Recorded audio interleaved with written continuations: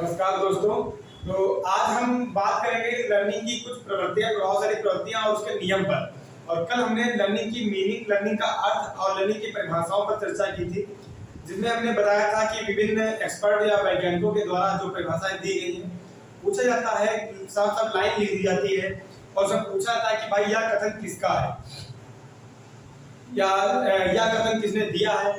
तो इस तरीके से आपको याद रखना है, परिभाषाएं जरूर याद करनी है, क्योंकि परिभाषा आती जरूर है पेपर में और पूछ देगा कि साथ साथ पूछ देगा कि मान लीजिए कोई भी कथन आ जाता है और पूछ देगा यह कथन किसका है, तो आपको टिक करना होगा कि ये स्किनर का है या प्रोवेंटो का है, पावलोव का है, या जो भी आपके परिभाषा थी उन पर आप चर्चा करेंगे। उसके अलावा लर्निंग का अर्थ भी पूछ देता है कि लर्निंग एक प्रक्रिया होती है। तो लर्निंग एक ऐसी प्रक्रिया पता ही आपको है कि यह जीवन पर्यंत चलने वाली एक प्रक्रिया होती है, जन्म से लेकर मृत्यु तक चलने वाली एक प्रक्रिया होती है, जिससे बच्चा कुछ न कुछ सीखता है।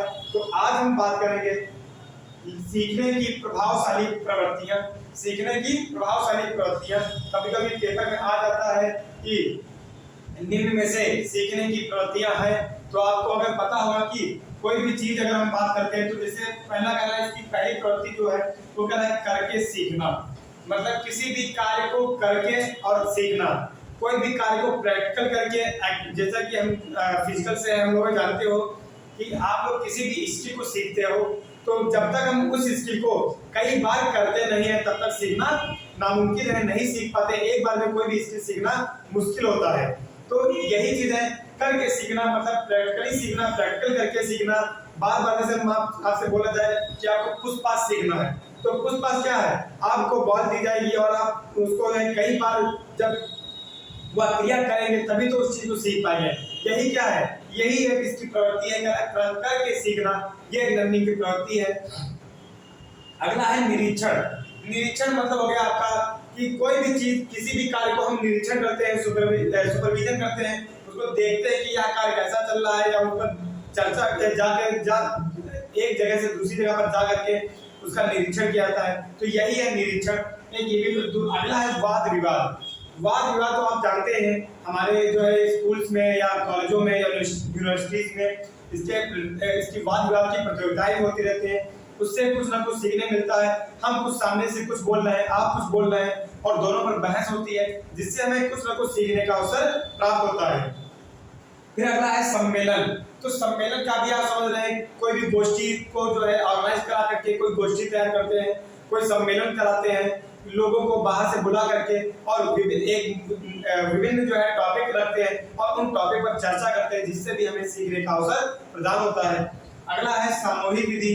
ग्रुप जो है डिस्कशन जो होता है, या समूह में जो, जैसे मान लीजिए हम एक ग्रुप बना लिए, 8-10 लोग बैठे हैं और विभिन्न टॉपिकों पर चर्चा करते हैं, उससे भी हमें सीखने का अवसर प्राप्त होता है। अगला है प्रोजेक्ट विधि।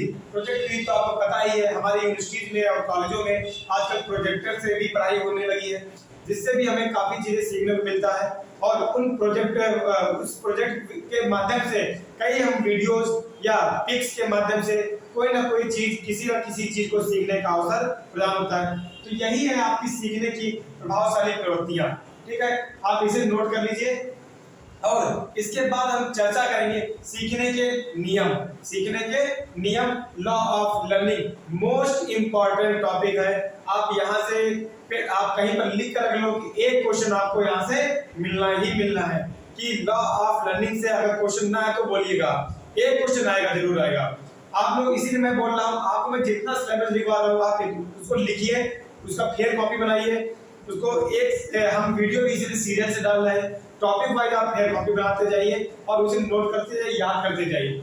अगर कहीं पर भी कभी कोई पूछ देता है कि बताइए थॉर्नडाइक के अनुसार सीखने के सिद्धांत हैं, थॉर्नडाइक के अनुसार सीखने के सिद्धांत है, अगर आपका नोट होगा कि आपने पढ़ा होगा कि थॉर्नडाइक ने 2 नियम दिए हैं, प्राथमिक और गौड़ नियम, तो आप टिक कर देंगे। ठीक है, तो सबसे पहले हम बात करेंगे सीखने के नियम की, कि यह नियम किसने दिया है, थॉर्नडाइक ने दिया है। और इनके अनुसार 2 नियम है, पहला है प्राथमिक नियम, दूसरा है गौड़ नियम। पहला है प्राथमिक नियम, प्राइमरी लॉ, दूसरा है गौड़ नियम, सेकेंडरी लॉ। ठीक है, तो प्राथमिक नियम पर चर्चा करेंगे हम आज, कि प्राथमिक नियम के अंतर्गत 3 नियम आते हैं। कौन से? प्राथमिक नियम के अंतर्गत 3 नियम आते हैं। पहला नियम है तत्परता का नियम, पहला नियम है तत्परता का नियम, यानी कि law of readiness. Law of readiness पहला नियम है तत्परता का नियम। ये थार्डनाइट के अनुसार दिया गया है और प्राथमिक नियम के अंतर्गत आता है। पहला नियम है तत्परता का नियम, यानी कि law of readiness. Law of readiness को माइंडसेट का नियम भी कहते हैं। मोस्ट इंपॉर्टेंट पॉइंट है, लॉ ऑफ रेडीनेस को माइंडसेट का नियम भी कहते हैं। लॉ ऑफ रेडीनेस को माइंडसेट का नियम भी कहते हैं। बहुत ही महत्वपूर्ण पॉइंट है, आप इसे नोट कर लीजिए। लॉ ऑफ रेडीनेस को माइंडसेट का नियम कहते हैं। पेपर में आता है कि निम्न में से किसे माइंडसेट का नियम कहा जाता है। पहला ऑप्शन होगा लॉ ऑफ रेडीनेस, दूसरा ऑप्शन लॉ ऑफ इफेक्ट, तीसरा ऑप्शन होगा लॉ ऑफ एक्सरसाइज, चौथा ऑप्शन होगा कोई नहीं। तो आपको क्या टिक करना है, law of readiness. Law of readiness को माइंडसेट का नियम कहते हैं। जैसे इसमें लिखा एग्जांपल तालाब और घोड़े का संबंध, यानी कि लॉ ऑफ रेडीनेस का मतलब ये है जब तक कोई व्यक्ति किसी कार्य को करने के लिए तैयार नहीं हुआ तब तक हम जबरदस्ती उससे कार्य नहीं करा सकते हैं। यही होता है तत्परता का नियम। ठीक है, अगले हम बात करेंगे अभ्यास का नियम, law of exercise. Law of exercise फिर से यहाँ पर हम कहेंगे बहुत ही महत्वपूर्ण ये पॉइंट है। इसे बारंबारता, उपयोग और अनुपयोग, यूज एंड डिसयूज या पुनरावृत्ति, रिपीटिशन का नियम भी कहते हैं। बहुत ही महत्वपूर्ण है, आप इसे नोट कर लीजिए। मैं फिर से बोल रहा हूँ, बहुत ही ज्यादा महत्वपूर्ण है ये टॉपिक। ठीक है, लॉ ऑफ एक्सरसाइज यानी कि इसे हम बारंबारता का नियम, उपयोग और अनुपयोग का नियम तथा पुनरावृत्ति का नियम भी कहते हैं। लॉ ऑफ एक्सरसाइज को बारंबारता का नियम, उपयोग और अनुपयोग का नियम या पुनरावृत्ति का नियम भी कहते हैं। ठीक है, तो अब यहाँ पर हम चर्चा करेंगे उपयोग और अनुपयोग क्या है। भाई आप कैसे, क्या है उपयोग, क्या है उपयोग? तो उपयोग का मतलब होता है किसी भी कार्य को जितनी अधिक बार दोहराया जाएगा उस कार्य में उतनी अधिक स्थिरता आएगी, उतनी अधिक वो कार्य जो है अच्छे ढंग से होगा।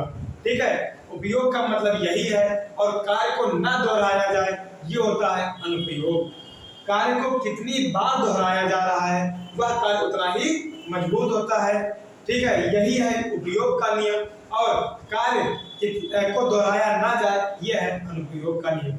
आप इसे नोट कर लीजिएगा। ठीक है, लास्ट है हमारा प्रभाव का नियम, law of effect. Law of effect, प्रभाव के नियम को हम दंड और पुरस्कार का नियम तथा संतोष और अवखेदन का नियम कहते हैं। दंड और पुरस्कार का नियम तथा संतोष और अवखेदन का नियम कहते हैं। लॉ ऑफ इफेक्ट को दंड और पुरस्कार का नियम तथा संतोष और अवखेदन का नियम कहते हैं। और इसे हम संतोष का नियम या अवखेदन का नियम क्यों कहते हैं? इसलिए कहते हैं क्योंकि किसी भी कार्य को करके अगर आनंद की, किसी भी कार्य को करके अगर लक्ष्य की प्राप्ति होती है, किसी भी कार्य को करके यदि लक्ष्य की प्राप्ति होती है तो हम संतोष का नियम कहते हैं। और यदि लक्ष्य की प्राप्ति नहीं होती है तो अवखेदन यानी कि दुख का नियम कहते हैं। इसीलिए किसी भी कार्य को करके लक्ष्य की प्राप्ति होना संतोष और प्राप्ति न होना अवखेदन। तो ये बहुत ही इंपॉर्टेंट है। प्रभाव के नियम को लॉ ऑफ इफेक्ट यानी कि दंड और पुरस्कार का नियम तथा संतोष और अवखेदन का नियम कहते हैं। ठीक है, ये इंपॉर्टेंट है, आप इसका स्क्रीनशॉट लीजिए और उसको आप इसको नोट जरूर करते रहिए। हम गारंटी दे रहे हैं कि आपका पेपर इससे जितना हम बताएंगे इससे बाहर नहीं जाएगा। आप इस जो है इसे जरूर पूरा फेयर कॉपी पर अच्छा नोट्स बनाइए। आप इसे आप स्क्रीनशॉट ले लीजिए। आगे हम चर्चा करेंगे नेक्स्ट टॉपिक पर।